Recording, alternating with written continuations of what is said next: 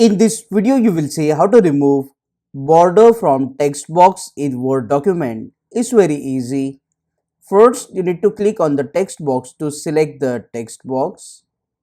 After selecting the text box, right click on the selected text box and then select this option Format Shape so we can remove the border. After clicking on Format Shape, you will see this side window.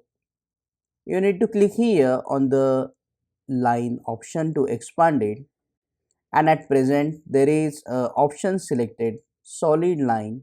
That's the reason this text box has a solid border. To remove this border, simply you need to select the option no line. No line means the border will be removed. After selecting this option, close the window and then click inside the Word document.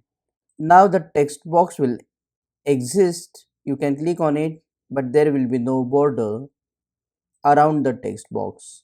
Click on that like button, comment below and let me know if this video solved your problem. And don't forget to check out these useful videos if you want to learn Microsoft Word quickly. See you again in the next one.